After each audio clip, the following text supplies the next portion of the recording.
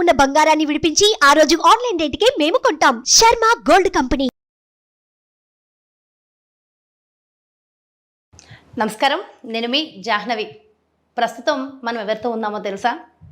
కలియుగ నారద మహాముని, ప్రవచన వాచస్పతి, వేద వేదాంగ పారంగతులు, త్రిభాషా సహస్రావధాని, భాగవతోత్తములు, అభినవ సుఖబ్రహ్మ, ప్రణవ పీఠాధిపతి, పూజ్య గురువులు బ్రహ్మశ్రీ వద్దిపర్తి పద్మాకర్ గురువు గారితో దాదాపుగా సంవత్సరం తర్వాత మళ్ళీ నాకు ఈ అవకాశం దక్కింది. సో దక్కడమే ఆలస్యం. ఖచ్చితంగా మరి ఎంతో చక్కగా ప్రజల కోసం, ప్రజాహితం కోరి, ప్రజల శ్రేయస్సు కొరకు ఎంతో అద్భుతమైన విషయ పరిజ్ఞానాన్ని ఎప్పటికప్పుడు గురువుగారు అందిస్తూ ఉంటారు కదా. మరి మనం కూడా చక్కటి అంశాలని ప్రతి ఒక్కటి డీటెయిల్గా గురువుగారి మాటల్లో తెలుసుకుందాం. నమస్కారం గురువుగారు. చాలా చాలా చాలా సంతోషం గురువుగారు. దాదాపుగా సంవత్సరంన్నర తర్వాత మళ్ళీ నాకు ఈ అవకాశం దక్కింది. నిజంగా ధన్యురాలని. థ్యాంక్ యూ సో మచ్ ఈ అవకాశం ఇచ్చినందుకు. అయితే గురువుగారు, ఇప్పుడు వెంటనే వారాహి గుప్త నవరాత్రులు ప్రారంభమవుతుంది. మరి ఈ వారాహి నవరాత్రుల విశిష్టత ఏమిటి? వాటిని ఏ విధంగా జరుపుకోవడం అందరికీ మంచిదంటారు? ఓం సర్వచైతన్య రూపాం తాం ఆద్యాం విద్యాంచ ధీమహి బుద్ధిం యా నః ప్రచోదయాత్ సృష్టౌ యా సర్గరూప జగదవన విధౌ పాలినీయా చ రౌద్రీ సంహారే చాపి యస్య జగదిదమఖిలం క్రీడనం యా పరాఖ్య పశ్యంతి మధ్యమాథో తదను భగవతీ వైఖరీ వర్ణరూప సాస్మద్వాచం ప్రసన్నా విధిహరిగిరిచారాధితాలంకరోతు. అమ్మవారి గురించి అడిగారు కాబట్టి అమ్మకి నమస్కారం చేసుకుందాం. వారాహి అనే పేరుతోటి అమ్మవారు రెండు శక్తులుగా మన పురాణాల్లో మంత్రశాస్త్రాల్లో కనపడుతున్నది. అందులో ఒకటి సప్తమాతృకలలో ఒకటి. మాతృకలు అంటే తల్లి రూపంలో మనల్ని రక్షించువారు. అందులో వరుసగా ఈ వారాహి, మాహేంద్రి, చాముండ వీళ్ళంతా కూడా సప్తమాతృకలు. బ్రాహ్మి, మాహేశ్వరి, కౌమారి, వైష్ణవి, వారాహి, మాహేంద్రి, చాముండ ఈ ఏడుగురిని ఏమంటారు? సప్తమాతృకలు అంటారు. అందులో వారాహి అని ఒక మాతృక ఉన్నది. ఈవిడ మనందరికీ తల్లి. ఈ రూపంలో మనల్ని చాలా ప్రేమగా చూస్తుంది. గృహాన్ని ఇవ్వడం కోసం ప్రత్యేకంగా ఆవిడ ఆవిర్భవించింది. గృహం అంటే రెండు రకాలు, కొంచెం స్పష్టంగా అందరికీ అర్థమయ్యేలా చెప్పుకుందాం. మన శరీరాన్ని గృహం అంటారు. ఏమంటారు? గృహం. ఇదం శరీరం కౌంతేయ క్షేత్రమిత్యభిధీయతే అని కృష్ణుడు కూడా చెప్పాడు. ఇదొక క్షేత్రం, ఇదొక మందిరం. అసలు ఇల్లు అంటూ ఉంటే కదా అందులో మనం ఉంటాం. మన శరీరం అనే ఇంట్లో ఆత్మ అనేటటువంటి ఒక జీవి ఉన్నాడు. కాబట్టి శరీరాన్ని గృహంతో పోల్చారు. ఇది కాకుండా శరీరం ధరించాక మనం ఉండడానికి 4 గోడలు, తలుపులు, కిటికీలు ఉన్నటువంటి ఇల్లు ఒకటి కావాలి. ఈ రెండు ఇచ్చి, అంటే ఇటు శరీరము ఇచ్చి, ఆ శరీరంతో ఉన్నవాడు సుఖంగా బ్రతకడానికి కావలసిన ఇల్లు ఇచ్చి రక్షించడం కోసం ఆవిర్భవించిన దివ్యశక్తి వారాహి. ఇక రెండవసారి ఆ తల్లి మరొక రూపంలో కూడా ఆవిర్భవించింది. ఆవిడే వారాహి అనే పేరుతో లలితా పరాభట్టారికకి సేవ చేసే అమ్మవారు. లలితా సహస్రనామంలో కిరిచక్ర రథారూఢ దండనాథ పురస్కృత అని ఒక నామము, విశుక్ర ప్రాణహరణ వారాహి వీర్యనందిత అనే ఒక నామము, 2 నామాలు ఉన్నాయి కదా. ఇవి 2 ఏక సమాసనామాలే. అందులో వారాహి అనే పేరుతో ఒక అమ్మవారు ఉన్నది. లలితాదేవి భండాసురుడు అని పేరు కలిగిన ఒక వ్యక్తిని చంపడానికి వెళ్ళింది. భండు అని పేరు కలిగిన అసురుడు, రాక్షసుడు. రాక్షసుడిని చంపడానికి అమ్మవారికి సైనికులు చాలామంది ఉన్నారు. ఆ సైనికులకి నాయకత్వం వహించే వాళ్ళని సంస్కృతంలో స్త్రీనైతే నాయిక అనాలి, నాయకి అనకూడదు. తెలియక రంగనాయకి అని పాటలు పాడుకుంటున్నారు కానీ నాయకి కాదు, నాయిక. మగవాడైతే నాయకుడు, స్త్రీ అయితే నాయిక. ఆ నాయికని దండనాథ అని కూడా పిలుస్తారు. ఆవిడే ఈ వారాహి. తెల్లని వరాహ రూపంలో ఉంటుంది. మంచి కోరలు ఉంటాయి. గద, శంఖం, చక్రం కూడా ధరిస్తుంది. ఆ తల్లి ఒక గొప్ప రథం ఎక్కి రాక్షసుల్ని సంహరించడానికి లలితాదేవికి సాయంగా వెళ్ళింది. ఆవిడ పేరే వారాహి. విసుక్రుడు అని పేరు కలిగిన భండాసురుడి యొక్క మంత్రిని చంపింది ఆవిడ.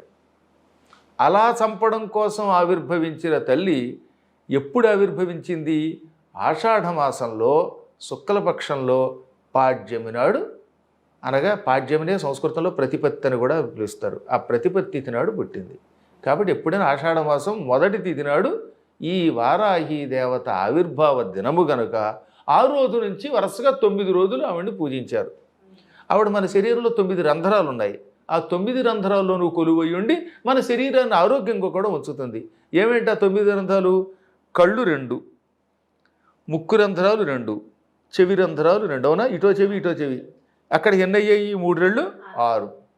నోరు 7వది. మలమూత్ర స్థానాలు ఒక 2. అక్కడికి 9 రంధ్రాలు అన్నమాట. మళ్ళీ ఇంకోసారి గుర్తుపెట్టుకోండి. ముక్కులు, కళ్ళు, చెవులు 3 రెళ్ళు 6, 7 నోరు, 8 మూత్రస్థానం, 9 మలద్వారం. ఈ 9 రంధ్రాల్లో ఏదో ఒక రంధ్రం నుంచే ప్రాణం బయటికి పోతుంది. లోపలికి 9 రంధ్రాలు కూడా వస్తుంది, కానీ పోయేటప్పుడు ఒక్క రంధ్రం నుంచే ప్రాణం పోతుంది. ఈ నవరంధ్రాలను ఆవిడ ఆక్రమించుకొని వీటిని కాపాడుతూ బతికున్నంత వరకు ఆరోగ్యాన్ని ఇస్తూ, ఈ నవరంధ్రాలతో కూడిన శరీరం కొంచెం సుఖంగా ఉండడానికి గృహాదులు ఇస్తూ, ఇంట్లో ఉన్న భార్యాభర్తల మధ్యలో ఐకమత్యం ఇస్తూ, కావలసిన ధనము వస్త్రాలు సమకూరుస్తూ రక్షిస్తుంది. అలా రక్షించే తల్లి అన్నమాట వారాహి. ఆవిడ్ని పూజించే విధానాన్ని మంత్రశాస్త్రాలు ఇచ్చే మనకి. త్రిపుర తాపిని ఉపనిషత్తు, వారాహి దేవతకి సంబంధించినటువంటి మంత్రశాస్త్రం, లలితా సహస్రనామం, బ్రహ్మాండ పురాణం, దేవ్యోపనిషత్తు, అగస్త్యుడు రాసిన అగస్త్య సంహిత, వీటిల్లో ఈ వారాహి దేవతని ఎలా పూజించాలో చెప్పారు. ఆషాఢమాసంలో పాడ్యమి మొదలుకొని 9 రోజుల పాటు అమ్మవారిని పూజించాలి. పూజించేటప్పుడు పాడ్యమి నాడు తెల్లవారుజామున లేవాలి, సూర్యోదయానికి ముందు లేవాలి. పూర్వం అందరూ అలా లేచేవారు. ఇప్పుడంటే వాట్సాప్లు, సీరియల్స్ వచ్చాక రాత్రి 12 దాకా మెలకుగా ఉండి వాటిని చూసి కళ్ళు వాచిపోవటం వల్ల పొద్దున్న పెందలాళ్ళే 10ంటికి లేస్తున్నారు. అలా లేవకుండా కాస్త తెల్లవారుజామున లేచి తలారా స్నానం చేసి విభూతి ధరించి, లేదా సంప్రదాయం వైష్ణవ సంప్రదాయం అయితే ఊర్ధ్వపుండ్రాలు ధరించి, ఆ 2 లేకపోతే ఒకవేళ బొట్టైనా పెట్టుకుని అమ్మవారిని పూజించాలి. అమ్మవారికి వారాహి రూపంలో ఉన్నటువంటి పటం కానీ విగ్రహం కానీ పెట్టుకోవాలి. అవి కాకుండా ఇంకా నిష్ఠగా ఉపాసించాలనుకుంటే శ్రీచక్రం పెట్టుకోవాలి. ఎవరైనా పెట్టుకోవచ్చు స్వామి? ఎవరైనా. విధవా సధవా చాపి అని అగస్త్యుడే చెప్పాడు. అనగా విధవలు చెయ్యొచ్చు, భర్త లేనటువంటి వాడు. విధవ, ధవ అంటే భర్త అమ్మాయి. విధవ అంటే ఏమి తప్పుడు అర్థం కాదు. ధవ అంటే ఏమిటి అర్థం? భర్త. ధవుడు లేడు కనుక భర్త వెళ్ళిపోయాడు కనుక విధవ, వెళ్ళిపోయిన భర్త గలవాడు, వికల్పమైన ధవుడు గలవాడు అని అర్థం. అంతకంటే లేదు. భర్త గారు పోయారు, ఆవిడ విధవ అన్నారు. సధవ, భర్త కలిగిన ఆవిడ. వాళ్ళు ఎవరైనా చెయ్యొచ్చు. పెళ్ళైన వాళ్ళు, పెళ్ళి కాని వాళ్ళు, వృద్ధులు, పొడుచువాళ్ళు అందరూ చేయొచ్చు. నాలాంటి పొడుచువాళ్ళు చేయొచ్చు, మీలాంటి ముసలాళ్ళు ఎవరైనా ఈ వ్రతానుష్ఠానం చేసుకోవచ్చు. ఆ శ్రీచక్రానికి షోడశ ఉపచారాలు ఉన్నాయి కదా వరుసగా. ధ్యానం, సమర్పయామి, ఆవాహయామి, వీటిని చెయ్యండి. గంధం తప్పనిసరిగా ఇవ్వాలట. ఎందుకంటే వారాహి దేవత పాపాలు తొలగించి పుణ్యం ఇచ్చి తద్వారా సంపదలు ఇస్తుంది. పుణ్యం కావాలంటే గంధం ఇవ్వాలి. పుణ్యో గంధ. మంత్రశాస్త్రంలో కూడా గంధాత్ పుణ్యం అవాప్స్యసి త్వం, నీవు గంధాత్, గంధము వలన అంటే గంధము సమర్పించడం వలన పుణ్యమును అవాప్స్యసి పొందుతున్నావు అన్నారు. పుణ్యం రావడం కోసం గంధం అరగదీసి వెయ్యాలి, పొడి కాదు. ఏదో రకరకాల డబ్బాల్లో ఉన్న పొడులు తీసుకురావడం కాకుండా గంధం చెక్కతో కష్టపడి సాన మీద అరగదీసి ఆ గంధం సమర్పించాలి. ఆ తర్వాత 2 మంత్రములను అనుష్ఠానం చేయాలి. ఆ అనుష్ఠానం లోపల చేస్తాం కాబట్టి గుప్త నవరాత్రులను కూడా పిలిచారు. గుప్త నవరాత్రులు అంటే ఎవడికి తెలియకుండా రహస్యం కట్టే పెట్టారు, ఎవడో ఏం చేయకూడదని కాదు. అక్కడ మంత్ర అనుష్ఠానం గుప్తంగా ఉండాలి. అబ్బే, తంత్రం అంటే ఏమిటి? తంత్రం అంటే ఎందుకో చాలామందికి తెలియక సంస్కృతం రానటువంటి వాళ్ళంతా ఈ మధ్యన పురాణాలు చెబుతున్నారు. ఎవడబడితే వాడు వారాహి దేవత గుప్త నవరాత్రులు అని హడలెత్తించడం. తంత్రము అంటే వేదంలో చెప్పబడినటువంటివి. వేదములు అపౌరుషేయాలు, ఎవరూ చెప్పలేదు. అవి తమంత తాము సంకలనం చేయబడ్డాయి. తంత్రం అనగా శివుడు కానీ విష్ణువు కానీ లేక మహానుభావులైన వేదవ్యాసుడు అగస్త్యుడు మొదలైన వాళ్ళు రచిస్తే దాని తంత్రం అంటారు. ఇప్పుడు వామకేశ్వర తంత్రం అంటే ఏమిటి? శివుడు పార్వతికి చెప్పాడు. అందువల్ల త్రిమూర్తులు దేవతల చేత రచింపబడినటువంటి ఉపాసనా విధానములు తంత్రములు. ఎవరి చేత రచింపబడకుండా తమంత తాము ఆవిర్భవించాయే భగవంతుని శరీరం నుంచి, అవి అపౌరుషేయాలు, పురుషుని చేత చెప్పబడనవి మంత్రములు. కాబట్టి మంత్రం అంటే రచింపబడనివి, రచింపబడినవి తంత్రములు. వాటిని రాగిరేకులో లేకపోతే పంచలోహాల్లోనో పెడితే యంత్రములు అన్నారు. ఇది మంత్రతంత్ర యంత్రాలు అంటే. ఇంకా అక్కడి నుంచి వాడు తాంత్రికుడు అంటే అదేదో భూతప్రేత పిశాచాలు వెంట వెళ్ళేవాడి కింద ఓ ప్రొజెక్ట్ చేసేసి సగం సినిమా వాళ్ళు సగం మీడియా వాళ్ళు అందరూ కలిసి పాడు చేశారు. ఇలా అనడం వల్ల మనకు వచ్చే నష్టం లేదు. దానికి తోడు ఈ మధ్యకాలంలో ఎవడు పడితే వాడు తయారయ్యి నిమ్మకాయ నెత్తి మీద పెట్టుకో, కంటి మీద మిరపకాయలు పెట్టుకో, ఇవన్నీ తయారైపోవడం వల్ల భయం కలిగించారు వీటిని. అవన్నీ ఉట్టి అబద్ధాలు. హాయిగా శ్రీచక్రం అనే యంత్రం మీద రహస్యముగా మంత్రానుష్ఠానం చేస్తూ బిల్వపత్రాలు లేక పువ్వులతో పూజ చేయండి. ముఖ్యంగా మారేడాకులతో పూజించాలి. 2 మంత్రములు ఈ వారాహి దేవతకి ప్రీతిపాత్రమైనవి. అందులో ఒక మంత్రం ఓం హ్రీం శ్రీం క్లీం వసుధాయై నమః. ఇది వసుధా మంత్రం. దేవీ భాగవతం 9వ స్కంధంలోనూ బ్రహ్మవైవర్త పురాణంలోనూ ఈ మంత్రం ఉంటుంది. ఈ మంత్రం ముందు 108 సార్లు జపం చేస్తూ మారేడాకులు వెయ్యాలి. మారేడాకులు సంస్కృతంలో బిల్వపత్రాలు అంటారు. ఈ ఆకులతో పూజ చేశాక ఏ రోజుకో రోజు ఆకులు మళ్ళీ పక్కన తీసి పెట్టాలి. ఎండిపోయిన ఆకులను ఆఖరి రోజు యజ్ఞంలో వాడచ్చు, లేదా సొంత పొలాలు ఉంటే పొలాల్లో వేసేయండి. పొలాలకు పంటకి బాగా పనికొస్తుంది. ఇది ఎరువుగా ఉపయోగపడుతుంది. దీనివల్ల పంటలు బాగా పండుతాయి. లేదా దొడ్డి ఉంటే పెరట్లో దాన్ని గొయ్యి తవ్వి పాతి పెడితే అది భూమిలో కలిసిపోతే ఆ ఇంటికి ఉన్న వాస్తు దోషాలు పోతాయి. ఇంక ఏమీ దొరకకపోతే వాటి భస్మం చేసేసి విభూతి పెట్టుకోండి. ఇక 2వ మంత్రం లలితా సహస్రనామంలో వారాహి దేవతకి సంబంధించిన మంత్రం ఉన్నది. ఓం ఐం హ్రీం శ్రీం విశుక్ర ప్రాణహరణ వారాహి వీర్యనందితాయై నమః. అందులో వారాహి దేవత యొక్క పరాక్రమానికి అమ్మ ఆనందపడిందిట.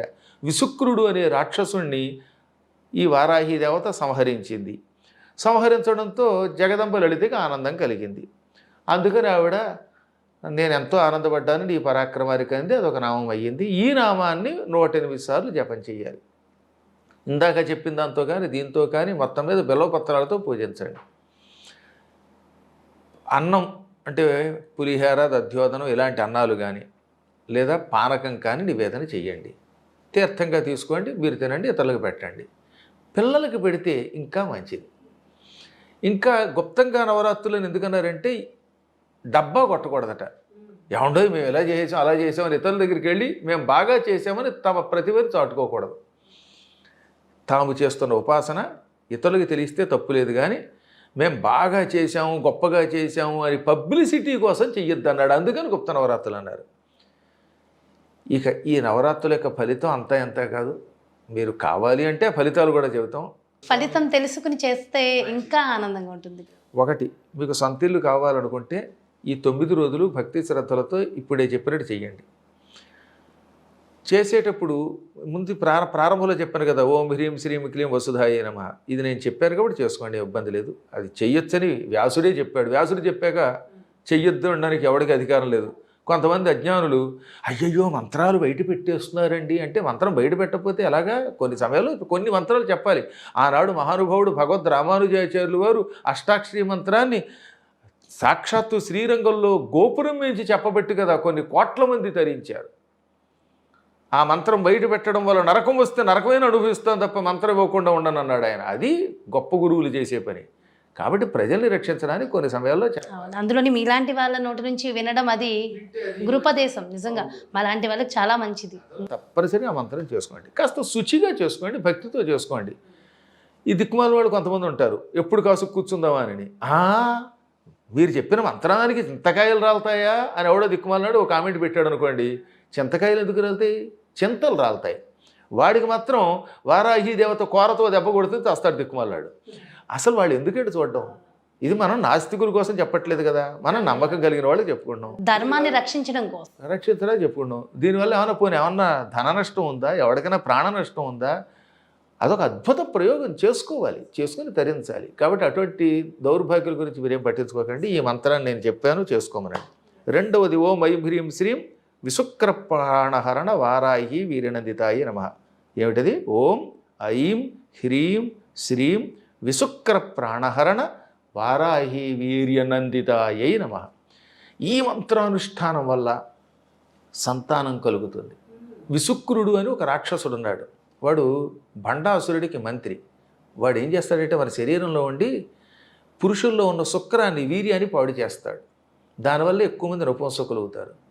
ఇప్పుడు కలియుగం అందరూ ల్యాప్టాప్లు ఒళ్ళో పెట్టుకుంటారు. ఈ ల్యాప్టాప్ల వల్లే సగం మందికి సంతానం లేవట్లేదు.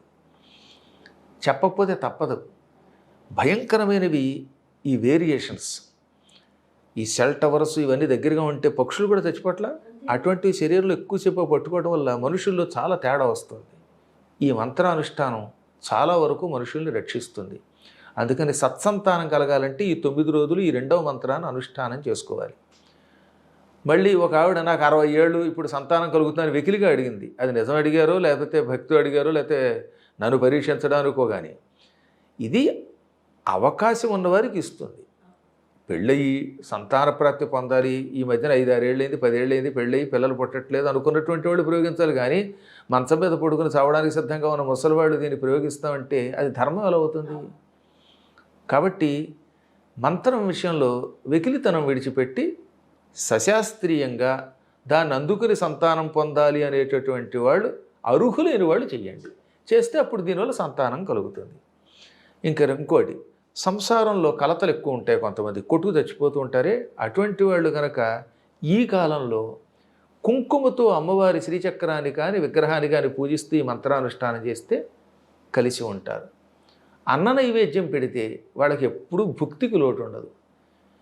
ఈ మంత్రాల అనుష్ఠానంతో ఒకవేళ మంత్రం చేయలేకపోయినా కనీసం దాకా చెప్పిన మారేడాకులతో అయినా ఈ నవరాత్రులు పూజ చేస్తే దానివల్ల అయితే మన శ్రద్ధ వల్ల పునర్జన్మ అయినా లేకుండా ఉంటుంది. అది అంత తేలిక కాదు కలియుగంలో. కనీసం వచ్చే జన్మ ఉత్తమ జన్మ వస్తుంది. అందువల్ల ఇవి చేసి తీరాలి. గుప్తం అంటే మరొక అర్థం తీసుకోకుండా ఎవరికీ తెలియకుండా దాచమని కాకుండా చేస్తున్న పూజ 10 మందికి పబ్లిసిటీ కాకుండా భక్తితో చెయ్యండి అని. ఎందుకంటే ఈ మధ్యకాలంలో చూశారు మీరు, వినాయక చతుర్థి సందర్భంగా కూడా మేం వేసినంత పందిరి ఎవడన వేశాడా, మేం పెట్టినంత గొప్ప విగ్రహం ఎవడన పెట్టాడా అని దాన్ని 10 సార్లు చెప్పుకుంటారే, అలా చెప్పకుండా చేసుకున్నాయన అని చెప్పారు. అయితే గురుగారు చిన్న చిన్న ఇబ్బందుల వల్ల ఆటంకాల వల్ల ఒకవేళ వారాహి నవరాత్రుల్లో కొన్ని రోజులు కుదరలేదనుకోండి, మిగిలిన అన్ని రోజులు చేసుకోవచ్చు అంటారా? ఒక్కరోజు చేసినా చాలు. ఇప్పుడు ఆడవాళ్ళకే ఉంది పాపం, బయట ఉండవలసి వస్తుంది, అప్పుడు 4 రోజులు చేయలేరు కదా. కర్మయోగం వల్ల ఆ సమయంలో ఎవరికైనా మైలు వచ్చింది అనుకోండి, అప్పుడు చేయలేరు కదా. అందుకని ఏమన్నారంటే దినమర్థం తదర్థం వా ముహూర్తం క్షణమేవవా. దినం అర్థం, ఒక దినం అంటే పగలమ్మా, పగలు. దినం అంటే పగలు, రాత్రి పగలు కలిస్తే ఒక సంపూర్ణమైనటువంటి రోజు. అవునా? రోజు అనేది హిందీ పదం అనుకోండి. అహోరాత్రాలను కలిపి 24 గంటలను కలిపి దివసము ఏకదివసం అంటాం. అందులో దినము అనేది ఎక్కువగా పగటికి వాడతాం. ఒక పగలిపూట చేసినా చాలు, మొత్తం ఆ రోజంతా చేయలేకపోయినా అందులో అర్థం చేసినా చాలు, సగం చేసినా చాలు, ఒక ముహూర్త కాలం చేసినా చాలు, క్షణకాలం అమ్మవారిని పూజించినా చాలు. గుప్త నవరాత్రులు ఒక క్షణమేవవా అన్నాడు. అంటే కన్ను మూసి తెరిచేలోపు అమ్మవారిని ఒకసారి దర్శనం చేసుకుని పూజించినా ఆ మాత్రానికి కూడా అమ్మ సంతోషిస్తుంది. కాకపోతే ఒకటి గుర్తుపెట్టుకోండి, అమ్మవారి పటం పెట్టుకునేటప్పుడు అమ్మవారు తెల్ల రూపంలో ఉండాలి. వారాహి రూపం ఉంటుంది, ఆ వరాహ రూపమే, ఆ రూపంలో తెల్లని రంగుతో ఉండాలి. కొంతమంది శ్యామల వర్ణం వేస్తున్నారు, తెలియక శ్యామ వార్తాళీ సేవిత అని ఒక నామం ఉన్నది. ఈ వారాహి దేవత వార్తాళి అని కూడా ఒక రూపం ధరిస్తుంది. ఇవన్నీ దండనాయిక యొక్క రూపాలు. ఈవిడ శ్యామ అని ఉంది. శ్యామ అంటే తెలియక శ్యామల వర్ణం అనుకున్నారట. అంటే మీలాగా ఆకుపచ్చ రంగులో ఉందే ఆ వేసుకున్న వస్త్రం, ఆ రంగులో ఉంది అమ్మవారు అనుకున్నారట. నిజానికి అమ్మవారు శ్యామ తప్ప శ్యామల కాదు. శ్యామలము అంటే పొలములు కొద్దిగా ముదురుతూ ఉంటాయి కదా, ఆ వరి పంట చూశారుగా, అది మరీ లేతగా కాకుండా మరీ కొయ్యడానికి వచ్చేటప్పుడేమో బంగారపు రంగులోకి వచ్చేస్తుంది. అలా కాకుండా మధ్యలో కొంచెం ముదురుతున్నప్పుడు ఉండేటటువంటి ఆకుపచ్చ రంగుని శ్యామల వర్ణం అంటారు. ఆ వర్ణ కాదు, శ్యామ అనగా సంస్కృతంలో శ్యామ యౌవన మధ్యస్థ, 16 ఏళ్ళు దాటి 30 ఏళ్ల వయస్సుని యవ్వనం అంటారు. ఆ మధ్యలో ఉంది అంటే అర్థం ఏంటనమాట, 16కి 30కి మధ్యలో ఉంది. ఇంచుమించుగా 30 ఏళ్ల లోపు ఉండి మంచి నవయౌవనంలో అడుగు పెడతారు కదా, ఆ యవ్వనంలో ఉన్న స్త్రీని ఏమంటారు, శ్యామ. ఇది సంస్కృతం యొక్క నిర్వచనం. శ్యామ యౌవన మధ్యస్థ, యౌవన మధ్యంలో ఉన్నది. అందుకే సీతాదేవి గురించి శ్యామ అని అన్నాడంటే అర్థం ఏంటనమాట, మంచి నవయౌవనంలో ఉందని చెప్పడం అక్కడ. అందువల్ల సీతాదేవి బంగారపు రంగులో ఉన్నామని పట్టుకుని అక్కడ నీలం ఈ శ్యామల వర్ణంలో ఉందని కాదు కదా. కాబట్టి విగ్రహం తయారు చేసుకునేటప్పుడు తెల్లని వరాహ రూపంతో అయితే ఈ ఫోటో వారాహిదేవి అమ్మవారిది ఎప్పుడు ఉండొచ్చు? ఎప్పుడూ ఉండవచ్చు. ఆవిడ ఎప్పుడు మన ఇంట్లో అసలు సప్తమాతృకులు ఉండాలి. మా పీఠంలో అందుకే సప్తమాతృకులు చుట్టూ ఉంటారు. అందులో వారాహి దేవత అంటే మాకు ప్రత్యేక అభిమానం. ఎందుకంటే ఆ తల్లి దివ్యశక్తి అంతా ఎంత కాదు, మనలో యజ్ఞశక్తిని ఇస్తుంది, జ్ఞానశక్తిని ఇస్తుంది, సహనం ఎక్కువ ఉంటుంది. చాలా చాలా చాలా సంతోషం గురువుగారు. ముఖ్యంగా వారాహి నవరాత్రులకు సంబంధించి ప్రతి ఒక్క సందేహాన్ని నివృత్తి చేశారు. Thank you so much. నమస్కారం. సో చూసారు కదండి, వారాహి నవరాత్రుల్లో అమ్మవారికి ఏ విధంగా పూజలు చేయాలి, మనకున్నటువంటి లౌకికమైన కోరికలు నెరవేరాలంటే ఎలా పూజించాలనేది ఎంతో చక్కగా వివరించారు కదా గురువుగారు. మరో చక్కటి కార్యక్రమంతో మళ్ళీ మీ ముందుకు చేస్తాను. నమస్కారం. సుమన్ టీవీలో మీ పర్సనల్ అండ్ బిజినెస్ ప్రమోషన్స్ కోసం కింది నెంబర్కి కాంటాక్ట్ చేయండి.